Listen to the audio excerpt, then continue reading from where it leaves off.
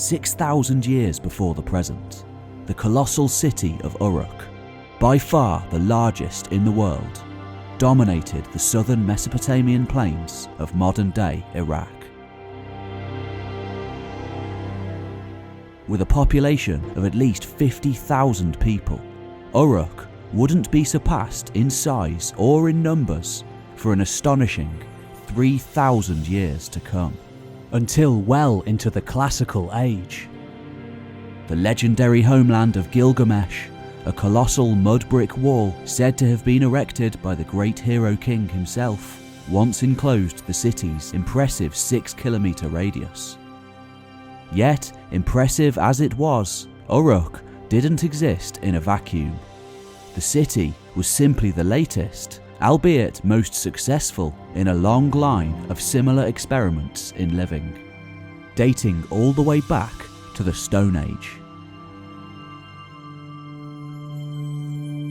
More than 5,000 years before the founding of Uruk, other, smaller, though no less impressive settlements had begun to coalesce and form in this region of the world. The very first known examples of static, communal living in history. In other words, though the exact definition varies, the first cities on Earth.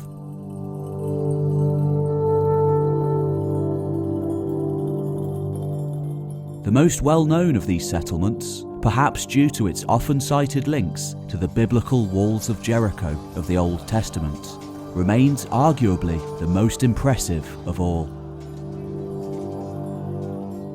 Jericho is a place of firsts. Here, 5,000 years before Uruk, can be found the first known settlement in history to be surrounded by walls. Some of the earliest evidence of cooperation between a group larger than a single clan or kinship. The first significant evidence of large-scale communal labour. And, when it was first discovered, the first tower, complete with walled steps, in history. What makes this especially striking is that besides a scattering of mysterious pictographic symbols, writing wouldn't develop for thousands of years to come. Even pottery didn't exist yet, though, nevertheless, these people still came together here all those millennia ago and achieved something astonishing. We don't know where they came from. We don't know their ethnicity. We don't know who their gods were. But we do know this may be one of the first places on Earth where animals were domesticated and agriculture experimented with on a wide scale.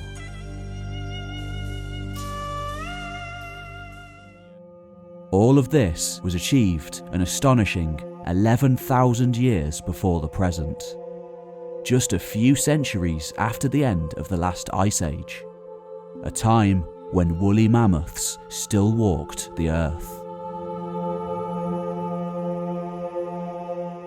What makes Jericho all the more fascinating is that, unlike other sites such as Uruk, which always rested upon fragile ecological roots and altering river courses, the spring here has never dried up, meaning people still live here today. This is the story of Jericho, one of the oldest cities on Earth.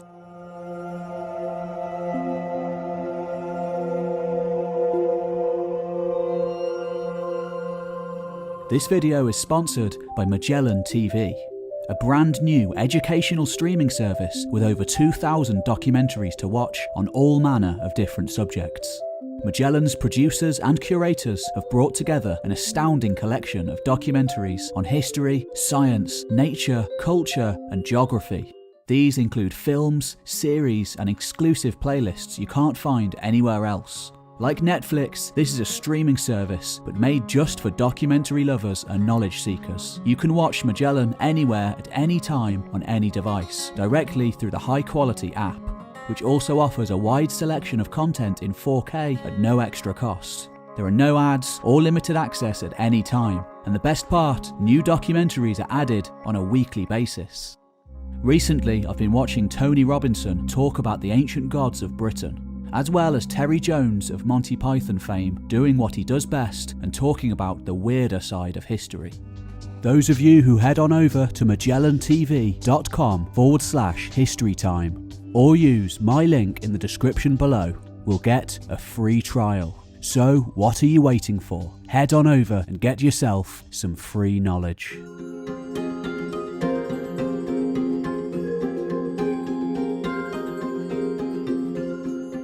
In January 1951, an airplane touched down in the Middle East.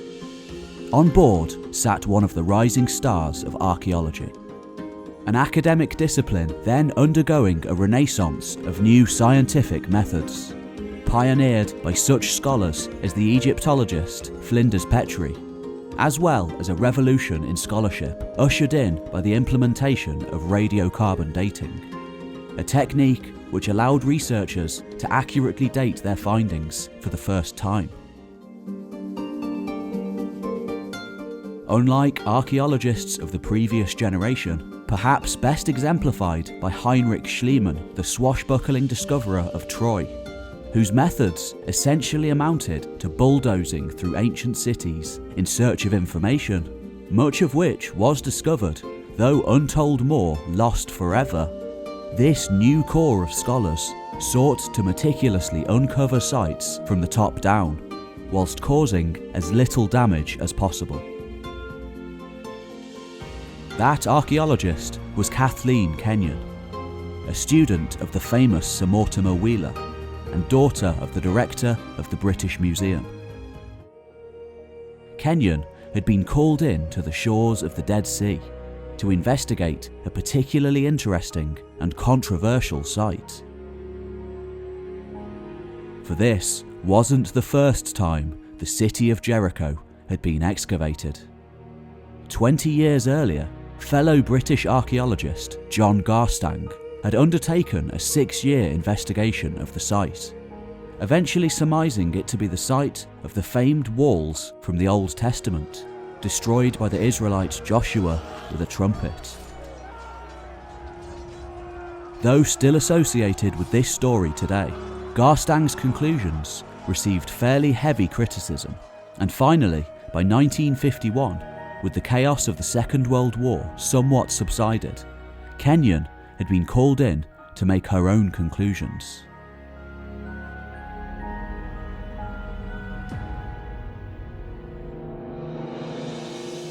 Unlike other archaeological sites throughout the region, often sited out in the desert due to changing river courses, or even underwater due to rising sea levels, the geography of Jericho has changed little since the last ice age.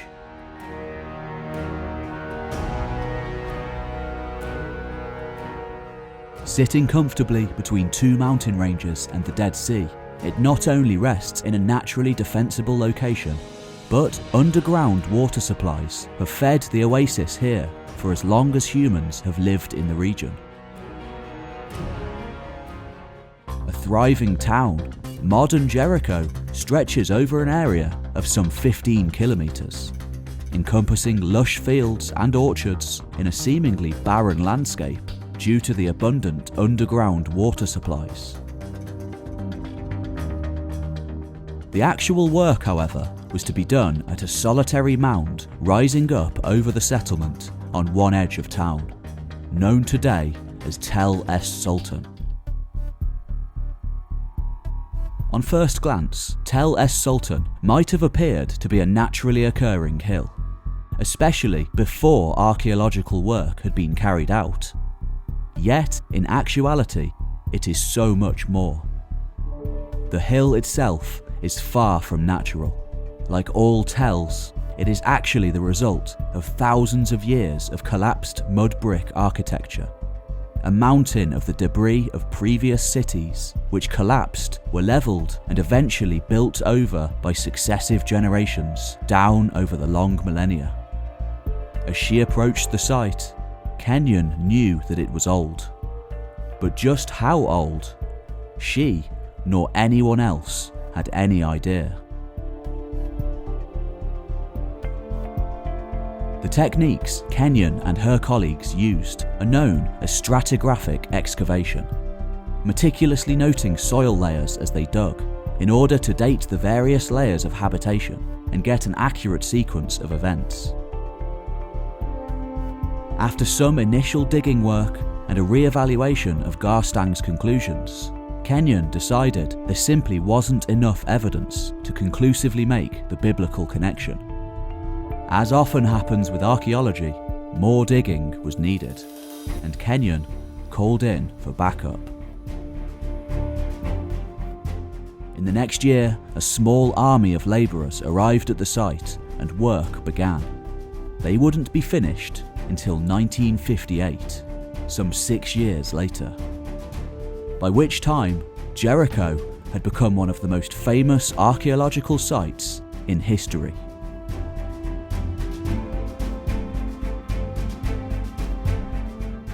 John Garstang had initially dated the earliest settlements on the site to the 4th millennium BC.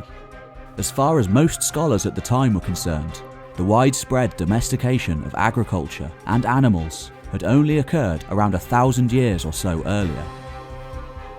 What Kenyon and her team found would change everything. Habitation had in fact continued at the site for an astonishing 8,000 years, between around 9,400 and 1580 BC, with the potential for even earlier habitation too. Though this end date was later amended to around 1400 BC and is still debated by scholars today, it doesn't change the overall implications of Kenyon's findings. Perhaps the most astonishing and iconic of the buildings discovered turned out not to be Garstang's walls, but a Neolithic tower which was built so much earlier, around 10,000 years ago. At the time, the earliest ever known on Earth.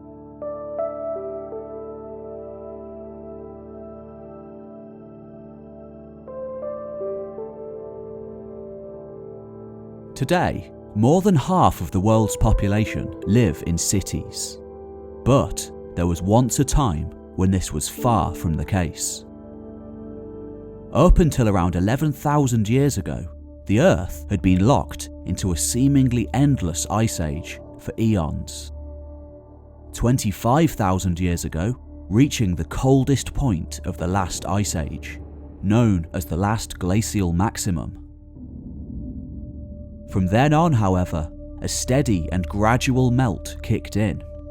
Finally, after a brief return to cold conditions, known as the Younger Dryas, which may have in part helped kickstart agriculture out of necessity due to the difficult conditions it ushered in, the entire world returned to its pre-Ice Age warm period. And humans could finally flourish once more. Bands of humans, often called affluent hunter-gatherers in this period, who previously had huddled together for warmth, or simply lived much further south than they do today, found themselves living in a land of plenty. They hunted game, collected wild plants and grasses, and travelled from region to region, living a nomadic existence.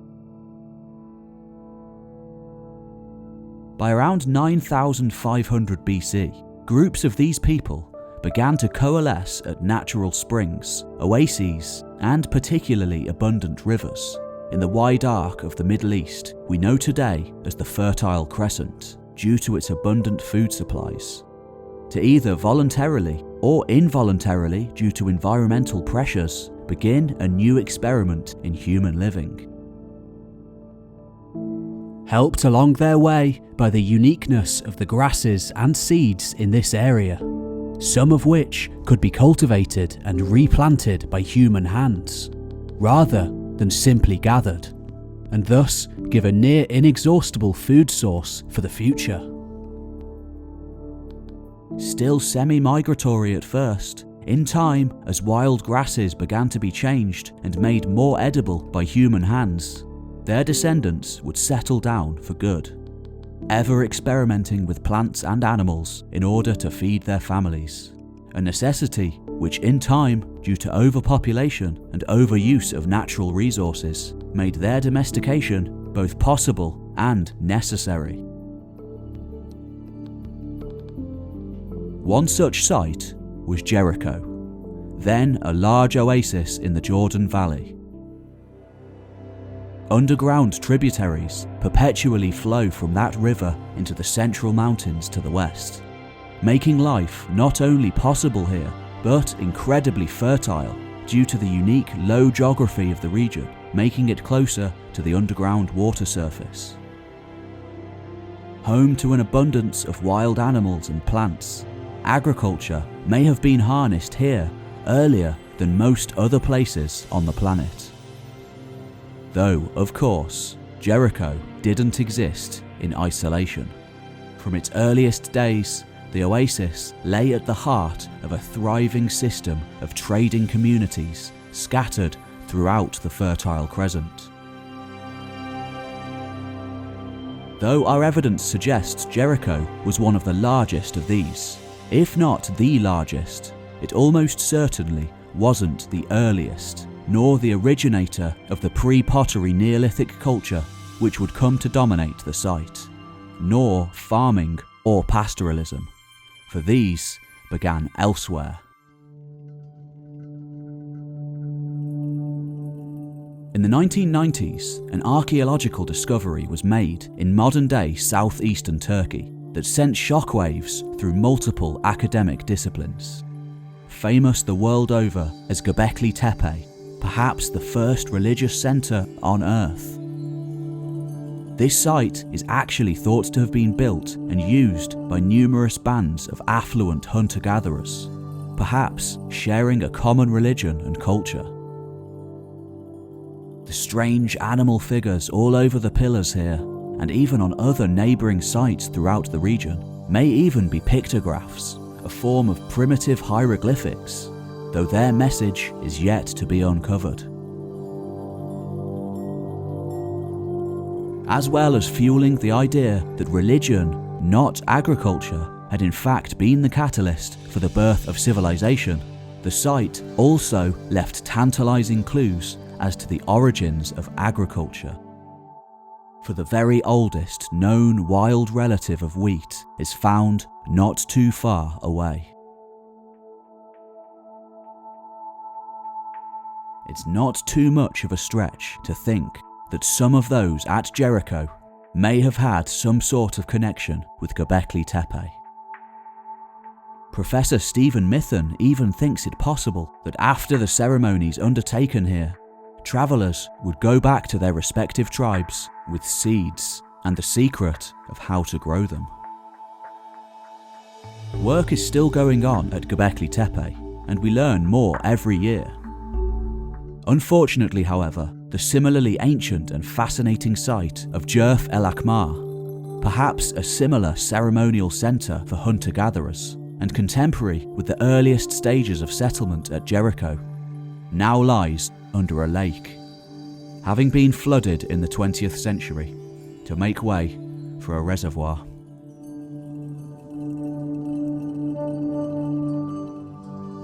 This begs the question whether religion, in fact, was the prime mover in forming the first cities. Perhaps at first beginning as a ceremonial centre like Göbekli Tepe, and eventually, over time, as people gathered, they began to settle down and build a community. It may even be possible that some of the earliest farmers on Earth brought the secrets of their technology, grain, to the shrine here, before passing their secrets on during the festivities to other curious groups of hunter-gatherers, presumably in return for some other resource. In turn, they then could have brought the seed back with them to their homeland, along with other resources, such as obsidian in Jericho's case. Maybe the grain even had a ritualized religious quality about it. We may never know for sure, But what we do know is that by around 9000 BC, vast changes in stone technology and a whole new way of life came to the Fertile Crescent. For this was the Neolithic Revolution, the moment when people first adopted farming, raising animals, and communal living.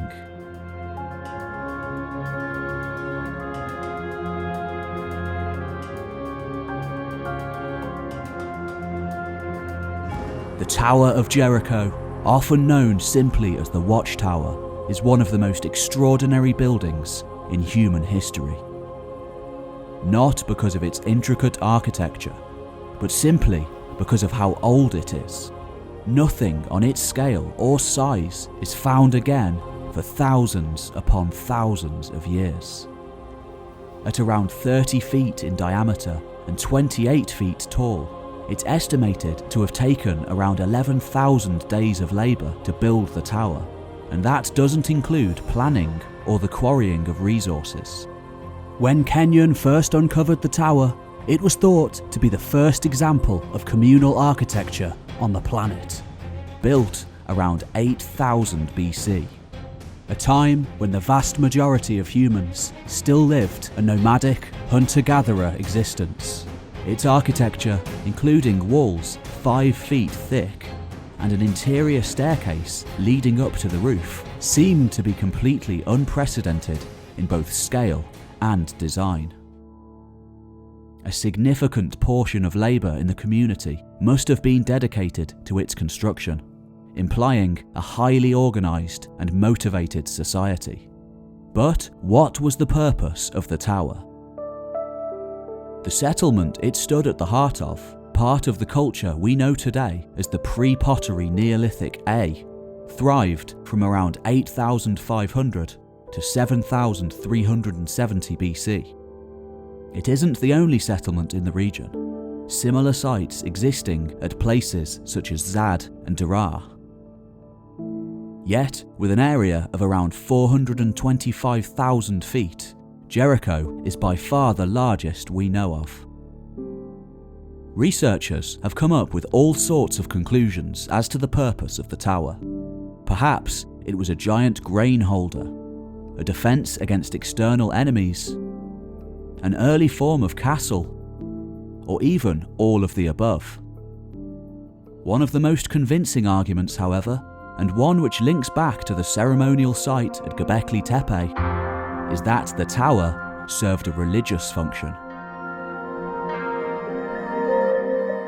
The religion of the pre-pottery Neolithic people is still heavily debated, and though we'll probably never know exactly how it worked, we can find parallels with other contemporary, earlier and later sites. Scholars such as Maria Gimbutas see a cult of the mother goddess holding sway over the Fertile Crescent, interpreted in sculptures and artwork all over the region, even arguing that this inspired the leap to agriculture. Yet this remains a controversial idea, and others argue for male animalistic deities, often depicted with phalluses on sites such as Göbekli Tepe. Perhaps the horns of wild cattle buried underneath houses at pre-pottery Neolithic Jericho could be related to this animal cult. The tower itself contains tantalizingly little evidence. There is no pottery here, no bones or burials underneath it, and it is not linked to the other fortifications or buildings at the site. Yet, what else but religion, the very worldview of these people, could have motivated a construction such as this? Perhaps the tower facilitated accurate observations of the sky, both stars and the sun, or even their worship, doubling up as an observatory and temple. We know that in later ages, shrines and sanctuaries of deities would often be built on raised platforms in order to get closer to the heavens. This happened throughout the Americas, and even in the Greek and Roman world, with augurs on the Capitoline Hill looking to the birds to find their destinies. This tradition even survived into early Christianity, with late classical aesthetics living atop giant pillars to commune with God. Could the tower at Jericho be an early example of this tradition? And if so, who exactly was doing the communing, taking on the role of intermediary between the community below and the gods above?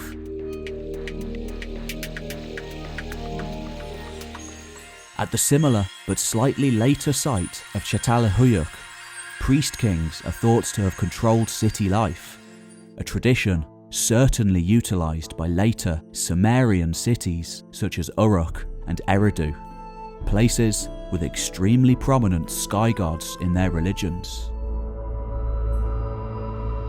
Perhaps here at Jericho, 10,000 years ago, shamanistic priest kings directed rituals from the top of the tower, being closer to the otherworld by doing so. A leftover that their cultural descendants would continue to utilise for 10 millennia to come. As far as most people were concerned, that was that. Jericho had the oldest tower on Earth. Then, in 1999, without even particularly looking for it, a joint Polish-Syrian team found something astonishing. Not too far from the modern city of Aleppo. Once again, history would be rewritten, pushing the dates back by thousands of years.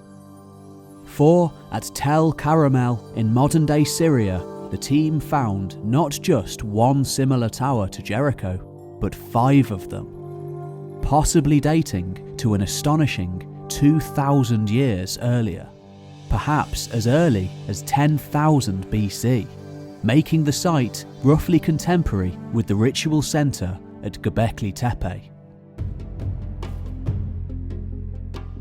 Is tower building a long-lost tradition that once held sway all over the region, only surviving now in 2 places? Why did Tel Karamel have an astonishing 5 towers rather than 1? Were they used for the same functions? And did more of them exist at other yet undiscovered or already demolished or built over sites? So far, as of 2019, only around 2% of Tel Karamel has been uncovered.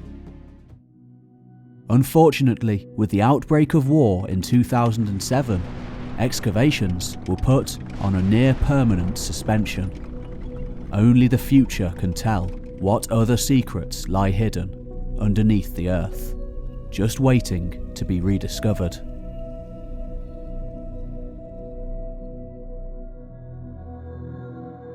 A city is usually defined as a place containing both living quarters as well as religious and civic buildings. The tower at Jericho may have been both of the latter, sharing a religious as well as societal function by binding together the people of the region with a common cause. When first discovered, the tower had almost immediately been associated with the biblical story of Joshua, the early Israelite warlord said to have torn down the walls of the city using only trumpets and prayer, before launching, of course, into the customary sacking and mass death associated with that period of history. If you want to hear the biblical account of Jericho's destruction in its entirety, you can do so here, over on our second channel, Voices of the Past, and don't forget to subscribe for more historical content. Yet, of course, the tower is far too early to be connected in any way to the Bible, and interestingly, seems even unconnected to the defensive works surrounding the Neolithic settlement, which do include a ditch and a wall. Yet these works themselves may have been built not as a defence against external enemies, but to defend against natural flash floods which regularly beset the region. If you live in a mud house, flooding and the natural world are as much your enemy as outsiders. Perhaps more so, especially during this time when settlements of Jericho's size were near unheard of.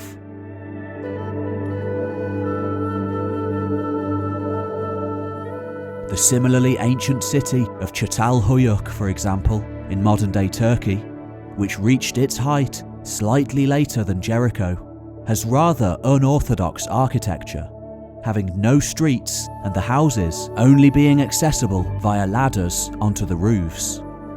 Settled life here may have begun in part to protect against the attacks of wild animals. The natural world was of course still at the forefront of life at these early settlements. Though some animals may have been on the road to domestication, the main source of meat still seems to have been wild gazelle. The people here were domesticating, but not on a huge scale yet, still living a mostly hunter-gatherer lifestyle from a sedentary position. The remains of gazelle, cattle, boar, sheep, and goat are found at Jericho, some of which may have been domesticated, though evidence is scarce, and it remains difficult to differentiate between wild and domesticated animals in the archaeological record. Maybe wild animals were being trapped and kept as food. A wild animal can be kept in a cage and fed before being eaten. It doesn't have to be domesticated. That takes a long time and many generations. The other major food source for these people was of course agricultural produce, including wheat, barley, peas, and beans, all of which had been gradually adapted from wild ancestors. The people at Jericho lived in round houses, around 14 feet in diameter, with sunken mud plaster floors. Each dwelling seems to have been pretty much identical, each with their own grain storage area, suggesting that every household had control of their own food, quite possibly being independent in terms of food production. This is very different to later Sumerian cities such as Uruk, where the priestly class held a deliberate monopoly over food production, and society itself was very socially stratified. Also, the houses at Jericho seem to be scattered at random throughout the site, each perhaps lived in by a distinct family or kinship group. Perhaps each of them descended from the tribes who had first come to the city to work together all those centuries before. Rather than being grouped by profession and class like in later Sumerian cities, people seem to have been grouped around tribal houses, suggesting little social distinction and differentiation between the lowest and highest levels of society. It's thought by many scholars that Jericho began rather spontaneously with no central organisational structure, perhaps being built from the ground up by hunter-gatherer groups, rather than deliberately built by priest-kings like the later Sumerian cities. After all, writing, the key to Uruk's success, doesn't appear for some 4 or 5 millennia to come, and pottery even wasn't invented yet. Once thought to have been something of an anomaly, in recent years, other similar settlements have been discovered in the West Bank region, all sharing a similar culture, often called Natufian, with the only major difference between these sites being Jericho's massive size, sprawling over a 10-acre area. Could these be outlying settlements of Jericho, or simply related sites, separated only by geography, but linked up in a shared economic and cultural area? We know from archaeological finds that Jericho enjoyed widespread trade links with various other sites throughout the Fertile Crescent, with obsidian, an especially sharp volcanic rock from Asia Minor, useful to make sharp blades, being a particularly prized material. During this ancient time, Jericho was almost certainly the focal point of this entire region. its oasis was simply far more abundant than its neighbours. Yet, with great prosperity always comes a price. Pre-pottery Neolithic A Jericho lasted until somewhere around 7,300 to 7,000 BC, at which time the tell appears to have been abandoned.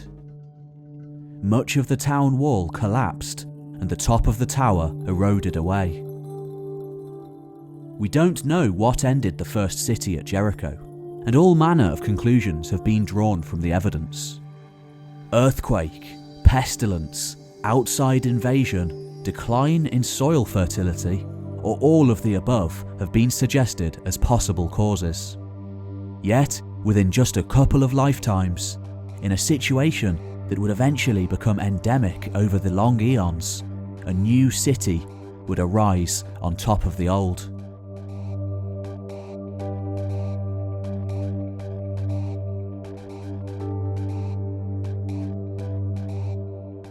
One of the most iconic finds at Jericho dates not to the pre-pottery Neolithic A period of the Watchtower, but to the next settlement to arise in the city's long history. A new culture that seems to have taken over the entire region, perhaps after a brief period of decline and abandonment. Whether the pre-pottery Neolithic B culture arose as the result of internal change or an external invasion, we can't be sure. But we know more about their material culture than their predecessors, for these were the adherents of the skull cult. Perhaps one of the earliest known examples of ancestor worship. Kathleen Kenyon, living through an age of war and chaos, saw the pre-pottery Neolithic B culture as a hostile, conquering people who drove out their predecessors through fire and bloodshed. Though in actuality this isn't at all clear and could have been a natural progression from the previous people, perhaps after environmental devastation. We know that this new group were probably more populous than their predecessors, perhaps growing to a settlement of around 2,000 people, all defended by a new, substantial wall. The round houses of the previous city were replaced by rectangular, sometimes two-storied buildings, suggesting a definitive cultural shift. Like their predecessors, houses here were still made of mud brick, but were organised around rectangular courtyards, with gypsum floors and plastered walls often painted red with ochre. We know these dwellings were furnished with reed mats, and perhaps paintings, such as those at the contemporary city of Çatalhöyük, once adorned the walls, though evidence for this is scant. Though people still continued to hunt here, gazelles making up nearly half of the bones found in the archaeological record. Animals had definitely been domesticated too, with auroch, pigs and goats showing up in significant numbers. There is also evidence at other sites too of round houses being replaced by rectangular ones around this time, with a phase of fire destruction in between. Perhaps most notably at Beidha in modern-day Jordan, near the Nabatean city of Petra. Interestingly, 2 rooms were discovered here that may have been used for ceremonial purposes, along with 2 small figurines, thought by some to represent fertility deities. Also found throughout the region are animal and human-like figures, perhaps representing ancestors or spirits. Perhaps the most striking feature of pre-pottery Neolithic B Jericho, however, was the practice of plastering skulls, a tradition that seems to have been especially long-lasting and widespread. Upon death, the skull would be removed from the body, perhaps after being left outside to be picked clean by animals. or, after a period, on show for the community. It would then be filled with clay and external features moulded onto it with plaster, with shells often representing the eyes, and perhaps paint representing facial features. It seems that the body would then be buried underneath the household, with the skull seemingly left on display, though this is a matter of debate, with some seeming to be hidden away under the house.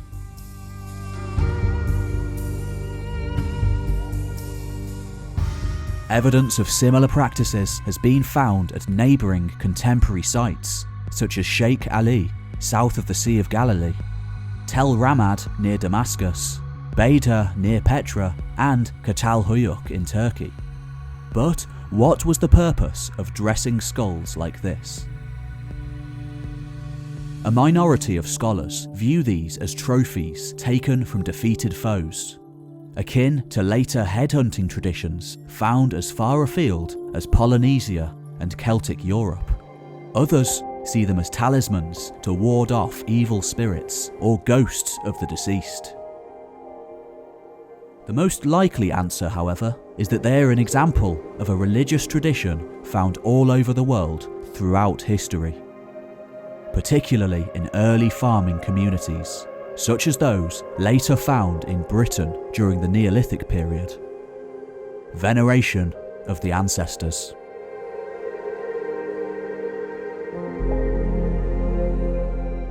Ancestor worship takes a wide range of different forms, and is carried out for a number of different reasons. It demonstrated continuity between past and present generations, perhaps preserving the wisdom of the generations that came before. It may also have been an early form of property claim, with household ownership being demonstrated through ancestral display. They may also have been simply some of the earliest portraits in human history, looked on to remember dearly missed loved ones.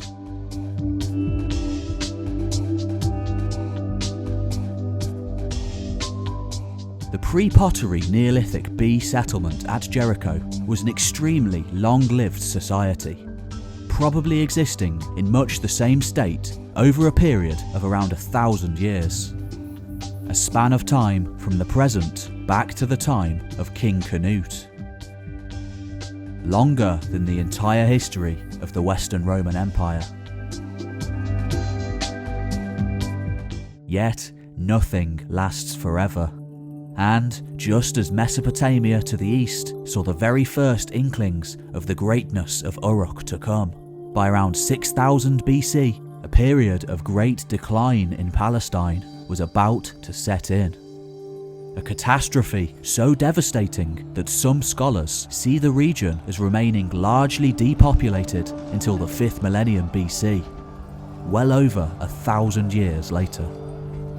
Jericho would never be a regional centre again.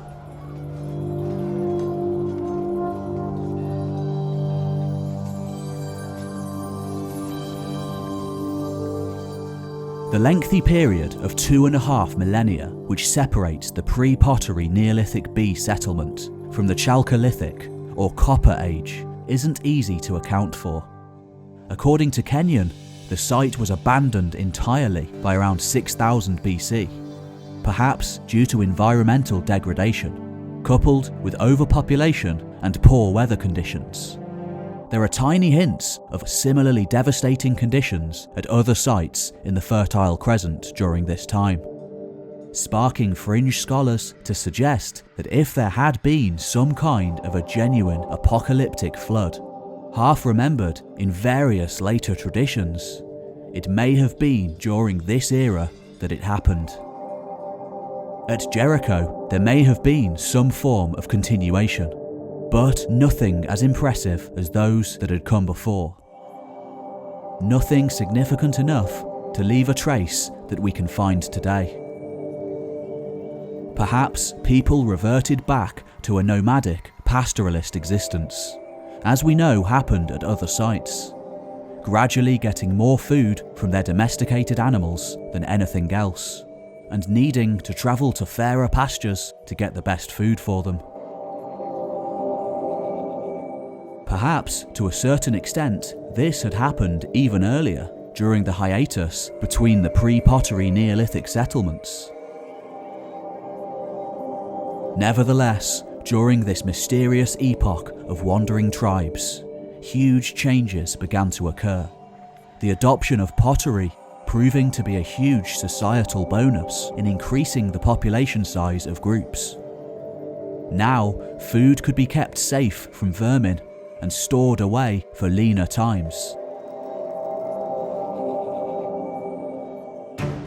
Towards around 4000 BC, another huge improvement arrived too, perhaps initially brought south from Anatolia, as obsidian had been in previous generations.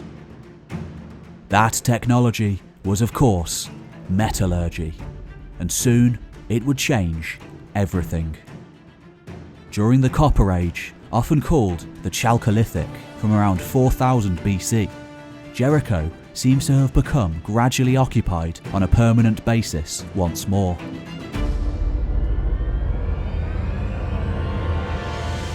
Though it remained a peripheral power, a material culture known as the Gasulian reigned over much of the region. But little evidence has been found at Jericho, despite one of their main settlements existing just a few kilometers away. This has led many scholars to surmise that Jericho wasn't settled again permanently on a significant basis until around 3000 BC. For the most part, in the vicinity of Jericho, this wasn't a time of cities or even large towns. Rather, it was an age of wanderers, small communities, and villages. Yet, as the third millennium dawned, with Uruk booming to the east, all that was to change, for the Bronze Age had begun.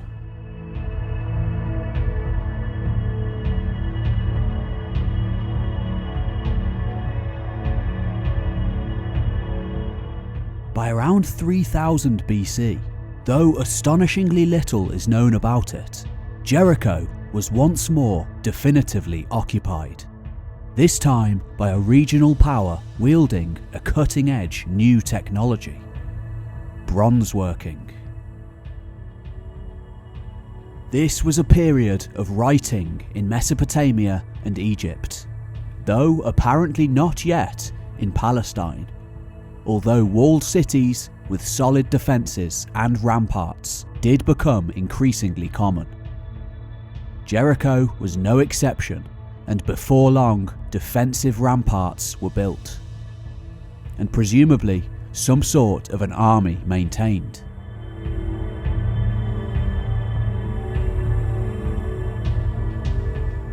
By around 2600 BC, Jericho's population had reached heights never before seen, and 200 years later, an impressive palace complex was built.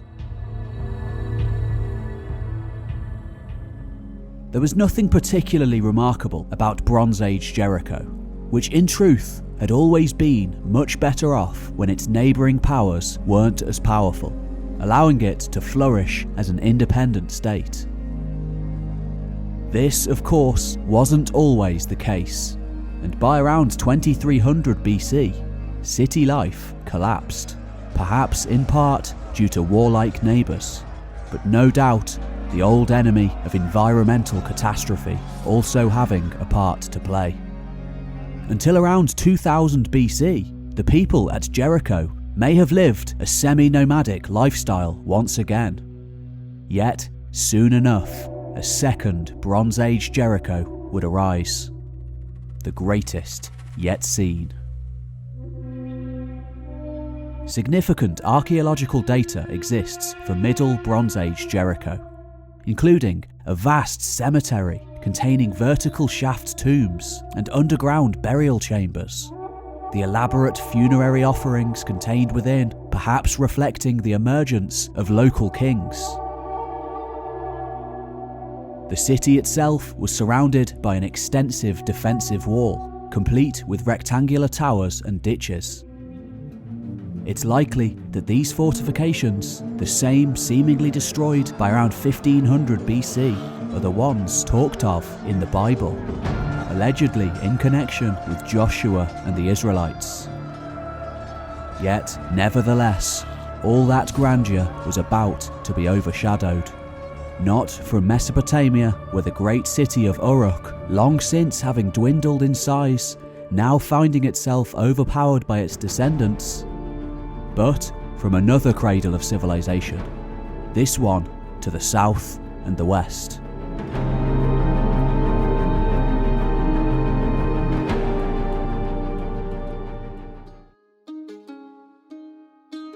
By around 1900 BC, an epic tale was put to papyrus in Imperial Egypt, land of the pharaohs.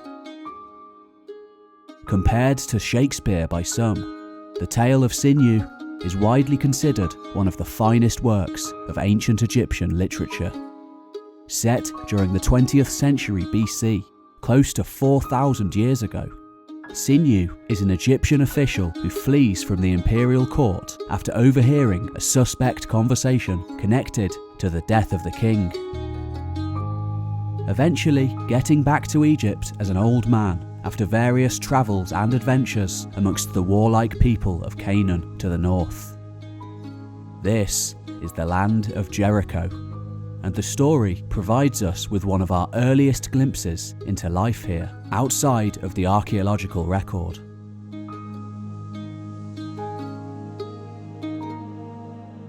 Egyptians held contempt for foreigners at the best of times, and the tale of Sinew is no exception to this, complaining of wretched Asiatics inhabiting the Levantine coast and the hinterlands. Though thought to be mostly fiction, the tale belays the reality that Egypt had a huge amount of influence on the region. In time, this would become a stranglehold, one that wouldn't fully be broken for close to 1,000 years. In the centuries to follow, inscriptions all over the region talk of Egyptian victories and conquests, and in all likelihood, Jericho was either populated in part by Egyptian colonial administrators or by pro-Egyptian subject peoples, probably Canaanites. A hypothesis that is further evidenced by the Amarna letters and the lack of mention of Jericho in the Egyptian curse tablets, written to smite enemies during this time.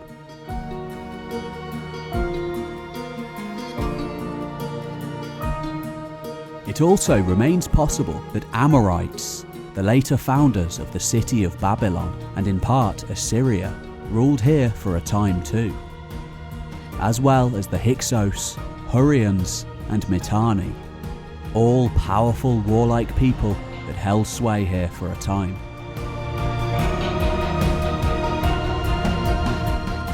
Between around 1700 to 1550 BC, Jericho reached its greatest heights. Having mostly lost its independence, the city may have become prosperous by changing allegiances whenever necessary, thus playing off rival powers against one another and securing its survival. Jericho's rise also reflects the growth of a chariot-riding ruling class, perhaps brought into the region by contacts with Indo-Europeans in Anatolia, and greater levels of urbanization in the region in general. What goes up, however, must come down, and at some point, apparently in the 16th century BC, the city was destroyed, for a century or more no longer serving as an urban centre. However, the wall supposedly destroyed by the Israelite Joshua was disappointingly non-existent at the site when excavated by Kenyon. Though interestingly, in later excavations there does seem to have been slight marks of habitation until around 1400 BC, the date traditionally associated with the wars fought by the Israelite tribes, perhaps later half remembered and recorded in the Old Testament. Yet erosion and destruction from previous excavations inadvertently erased significant parts of this layer, meaning it's unlikely we'll ever know the truth. It didn't take long for Jericho to be reoccupied once more by practically every power to hold sway in the region over the next 3,500 years to come. Today, Jericho is still famous for its allegedly biblical walls, attracting thousands of tourists every year. Though in truth, the real wonder of the site is the Neolithic Tower. What others lie out there just waiting to be discovered, to give up their secrets of 12,000 years past?